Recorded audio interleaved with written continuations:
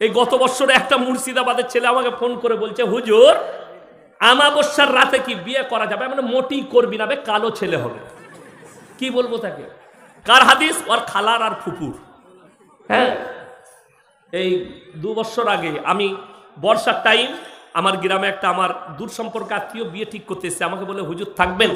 আমি বললাম মাদ্রাসার ক্লাসে আছি, আমি আসরের নামাজ পড়ে যাব, চা পানি খেয়ে দিন ঠিক হবে, বিয়ের দিন ঠিক হবে। আমি আর আসরের নামাজ পড়েই গেলাম, ডায়েরিটা নিয়ে গেলাম, দেখছি চা দিয়েছে, চা বিস্কুট চানাচুর পাঁপড় সব আছে। আর আমাদের বাঙালিদের আছে চায়ের সঙ্গে ডিম সিদ্ধ দেয় না? দেয় না? দেয়। ডিম দেয় নাই। আমি মনে মনে ভাবলাম, আল্লাহ ডিমটা ভুলে গেছে না কিনে নি, না পয়সা নাই। যাই হোক, এরপর দিন ঠিক করছি। ছেলের বাপ বললে, একটু হুজুর বলুন আপনি যেদিনে থাকতে পারবেন। আমি বললাম, দেখো আমার কাছে জলসা, ফাল্গুন মাসে প্রথম সপ্তাহে শনিবার বিয়ে, রবিবার অলিমা করে দাও। কি বললে জানেন? বলে, হুজুর বলছি। সে বাইরে গিয়ে ফোন লাগাইছে কাকে? বড় মুফতি সাহেবকে। কে? তার বউ। ওর থেকে বড় মুফতি তো কেউ নাই।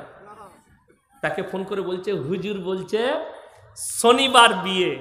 সে ওই দিক থেকে মুফতি সাহেব ফতোয়া দিচ্ছে, না শনিবার শনি লেগে যাবে, যা বুঝে করগা।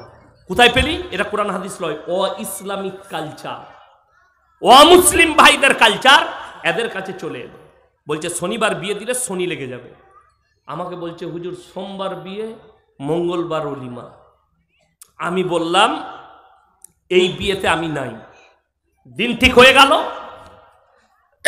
আমি আল্লাহর কাছে দোয়া করলাম, আল্লাহ কোরআন আর হাদিসকে উপেক্ষা করে, একটা আলেমকে উপেক্ষা করে একটা বেদাত কাজ করেছে, আল্লাহ তুমি এই বিয়েকে ধ্বংস করে দাও। ঠিক 1 মাস পরে বলছে, হুজুর বিয়েটা ভেঙে গেছে। আমি তো দোয়া করে এলাম, আমি যেন ভেঙে যায়। তোর বউকে জিজ্ঞেস করে, এরপরে শনিটা কি করে লাগলো? ওটা তো সোমবার ঠিক করে এলাম। আমি বাড়িতে গিয়ে আমার বউকে জিজ্ঞেস করলাম, হ্যাঁ গো ডিম দেয়নি কেন? বলছে, তুমি জানো না, মেয়েরা বলে বিয়েতে দিন ঠিক হলে ডিম দিলে বিয়ে ভেঙে যাবে। আমি আল্লাহ ডিমের পাওয়ার এত কি করে হলো লো? আমি তো জানি না। আচ্ছা, ডিমের সৃষ্টিকর্তা কে? মুরগির সৃষ্টিকর্তা কে? তাহলে ডিম কি করে বিয়ে ভাঙাবে? এর থেকে বড় শিরকি ভাষা আর কিছু নেই। মুম্বাই যাচ্ছি, কলকাতা এয়ারপোর্টে দাঁড়িয়ে আছি, বোর্ডিং পাস করাবো সকাল 6:30টায়, লাইন লম্বা। আমি ঢুকেছি, গাড়ি থেকে নেমেই ঢুকে গেলাম, বোর্ডিং পাস করাবো। 8টায় 8:30টায় ফ্লাইট আছে। ঢুকে আমার সামনে একটা যুবক ছেলে দাঁড়িয়ে, বিহারি মুসলিম। সে এমন একটা প্যান্ট পরেছে, পেছন থেকে দেখে মনে হচ্ছে খুলে পড়ে যাবে। আমি ভয়ে ভয়ে বললাম যে আল্লাহ খুলে গেলে বিপদ হয়ে যাবে। আমরা ভাইয়া থোড়া উপর कर लो। बोले कि हजरत ये डिजाइन है। हमने साला ऐसा भी डिजाइन का पैंट निकाल चुका है। আমি আশ্চর্য হলাম আর ভাবলাম, এই ছেলেটা যখন মসজিদে নামাজ পড়তে ঢুকবে এই প্যান্ট পরে, তার পেছনে যে দাঁড়াবে তার আর নামাজ হবে? কি তো সিজদায় গেলি পেছনে যে থাকবে সে আলী বাবার গুফা দেখতে পাবে, নামাজ ওখানেই শেষ, হারাম। ওই জন্যে শুনেলেন, ইউনিফর্মের একটা বড় মূল্য আছে। আচ্ছা, ইউনিফর্ম ছাড়া স্কুলে কেউ ঢুকতে দিবে? কথা বলে না এরা? ইউনিফর্ম ছাড়া স্কুলে ঢুকতে দিবে না। ইউনিফর্ম ছাড়া আপনি কোনো কোম্পানিতে ঢুকতে পারবেন না, কোনো হসপিটালে ঢুকতে পারবেন না ইউনিফর্ম ছাড়া। আপনি বড় বড় যদি ভেলোরে, মুম্বাইয়ে, টাটা মেমোরিয়ালে যান, আপনাকে তাদের ড্রেস পরে ভেতরে প্রবেশ করতে হবে, না প্রবেশ করতে দিবে না। আর আল্লাহর ঘরে যাচ্ছেন বেঈমান কাফেরের মতো, আপনি সিজদায় যাচ্ছেন, পাছা বেরিয়ে যাচ্ছে, আপনার আল্লাহর ঘরে ইউনিফর্ম থাকবে না? আল্লাহর ঘরের ইউনিফর্ম। এই মৌলবি কটা পাগল হয়ে যায়নি যে লম্বা জামা পড়েছে? আমরা পাগল নয় যে লম্বা জামা পড়েছি। এটা ইসলামী ইউনিফর্ম, যেটা দ্বারা সাতার ঢাকা যাবে, যেটা দ্বারা নামাজ সহি হবে, নামাজে বিপদ আসার ভয় নেই। আর আপনি যে গেঞ্জি আর প্যান্ট পড়েছেন, নামাজে বিপদই বিপদ। সিজদায় গিয়ে গেঞ্জি যদি এইখানে চলে আসে মেয়েদের মতো, কোমর বেরিয়ে গেল, প্যান্ট যদি একটু নিচে দিকে যায়, তা আলী বাবার গুফা, নামাজ ওইখানেই শেষ। আর আপনি ওটাকে ভাবছেন নামাজ হবে না, তা নয়, নামাজ হবে। নামাজ বিপদ হওয়ার আশঙ্কা আছে। যেখানে বিপদ আছে সেখানে আপনি রিস্ক নেবেন কেন? যেখানে ইউনিফর্ম, যদি বলেন আমি চাকরি করি, আরে ব্যাগেতে একটা পাঞ্জাবি নিয়ে যান, খালি নামাজটা পড়ার সময় পাঞ্জাবি পরে নামাজ পড়লেন, খুলে দেন, আপনার ইউনিফর্ম রয়ে গেল, আপনার সব কিছু রইল, ঠিক হয়ে গেল। হাদিসে আছে যে মহিলারা টাকনোর নিচে কাপড় পরবে, এটা হারাম। ওই মহিলারা টাকনুর ওপরে যে মেয়েরা কাপড় পরবে তাদের ওই অঙ্গগুলো জাহান্নামের আগুনে জ্বালানো হবে। বেঈমান কাফেররা যে সালোয়ার গুলো এখন বর্তমানে তৈরি করছে সব এখানে, ঠিক বললাম না? কিছু কিছু মেয়ে আবার পায়ে কালো কার বাঁধছে, এটা কি বলে লজল লাগবে না, গলায় দড়ি বাঁধ আর মরবি না। আমাদের সমাজটা কিন্তু অর্ধেক শেষ হয়েছে হাদিসুন নিসা, কিসে? মেয়েদের হাদিসে। এই গত বছরে একটা মুর্শিদাবাদের ছেলে আমাকে ফোন করে বলছে, হুজুর আমাবস্যার রাতে কি বিয়ে করা যাবে? মানে মোটি করবি না, কালো ছেলে হবে। কি বলবো তাকে? কার হাদিস? ওর খালার আর ফুপুর।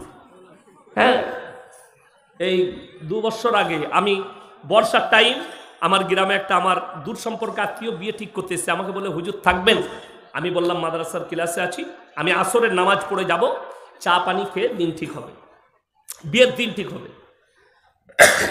আমি আর আসরের নামাজ পড়েই গেলাম, ডায়েরিটা নিয়ে গেলাম, দেখছি চা দিয়েছে, চা বিস্কুট চানাচুর পাঁপড় সব আছে। আর আমাদের বাঙালিদের আছে চায়ের সঙ্গে ডিম সিদ্ধ দেয় না? দেয় না? দেয়। ডিম দেয় নাই। আমি মনে মনে ভাবলাম, আল্লাহ ডিমটা ভুলে গেছে না কিনে নি, না পয়সা নাই। যাই হোক, এরপর দিন ঠিক করছি। ছেলের বাপ বললে, একটু হুজুর বলুন আপনি যেদিনে থাকতে পারবেন। আমি বললাম, দেখো আমার কাছে জলসা ফাল্গুন মাসে প্রথম সপ্তাহে শনিবার বিয়ে, রবিবার অলিমা করে দাও। কি বললে জানেন? বলে, হুজুর বলছি। সে বাইরে গিয়ে ফোন লাগাইছে কাকে? বড় মুফতি সাহেবকে। কে? তার বউ। ওর থেকে বড় মুফতি তো কেউ নাই। তাকে ফোন করে বলছে, হুজুর বলছে শনিবার বিয়ে। সে ওই দিক থেকে মুফতি সাহেব ফতোয়া দিচ্ছে, না শনিবার শনি লেগে যাবে, যা বুঝে করগা। কোথায় পেলি? এটা কোরআন হাদিস লয়, ও ইসলামিক কালচার, ও মুসলিম ভাইদের কালচার এদের কাছে চলে এলো। বলছে শনিবার বিয়ে দিলে শনি লেগে যাবে। আমাকে বলছে, হুজুর সোমবার বিয়ে, মঙ্গলবার অলিমা। আমি বললাম, এই বিয়েতে আমি নাই। দিন ঠিক হয়ে গেল। আমি আল্লাহর কাছে দোয়া করলাম, আল্লাহ কোরআন আর হাদিসকে উপেক্ষা করে, একটা আলেমকে উপেক্ষা করে একটা বেদাত কাজ করেছে, আল্লাহ তুমি এই বিয়েকে ধ্বংস করে দাও। ঠিক 1 মাস পরে বলছে, হুজুর বিয়েটা ভেঙে গেছে। আমি তো দোয়া করে হেলাম, আমি যেন ভেঙে যায়। তোর বউকে জিজ্ঞেস করে, এরপরে শনিটা কি করে লাগলো? ওটা তো সোমবার ঠিক করে হেলাম। আমি বাড়িতে গিয়ে আমার বউকে জিজ্ঞেস করলাম, হ্যাঁ গো ডিম দেয়নি কেন? বলছে, তুমি জানো না মেয়েরা বলে বিয়েতে দিন ঠিক হলে ডিম দিলে বিয়ে ভেঙে যাবে। আমি আল্লাহ ডিমের পাওয়ার এত কি করে হলো লো? আমি তো জানি না। আচ্ছা, ডিমের সৃষ্টিকর্তা কে? মুরগির সৃষ্টিকর্তা কে? তাহলে ডিম কি করে বিয়ে ভাঙাবে? এর থেকে বড় শিরকি ভাষা আর কিছু নেই। আল্লাহ মাফ করুক মা দিকে।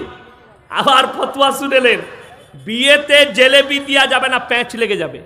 ফতোয়া কার? খালার। ফতোয়া কার? ফুপুর।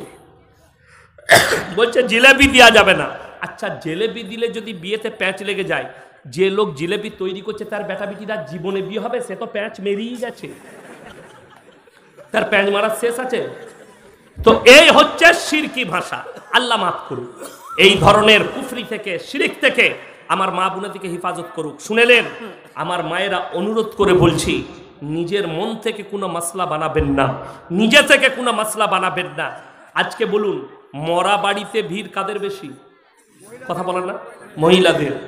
কোনো মৌলবি যদি বলতে পারে মেয়েদের ভিড় করাটা নেকি বেশি, আমি জীবনে আর সমাজের বুকে বক্তব্য দেব না, জীবনে।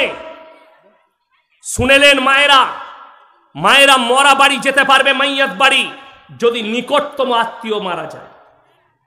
কোথায়? কালিয়াচকে মারা গেছে, জানি না কে। উঠিক সেজে পুজে গাড়িতে বসে পড়ল। বেটা বলছে, কোথায় যাবি? তুই জানিস না কে মরেছে? কে গো? তোর বাপের ফুপুর অমুকের তমুক করে ঠিক একটা কুটুম বার করে দিলে। এত কুটুম আল্লাহ আমরা জানি না? জানি। আরে আমি তো কোথাও কুটুম্ব, আমি মাকে আমার গিন্নিকে জিজ্ঞেস করি, হ্যাঁ গো আমাদের কে হয়? সম্পর্ক জিজ্ঞেস করে যেতে হয়। এদের সম্পর্ক এত জানে, কি বুঝলেন? কিন্তু বিষয়টা তো ওইটা নয়। আমার একটা জলসা আছে, গ্রাম থেকে বেরিয়ে গেল। এই গ্রামটার নাম কি? কদমতলি।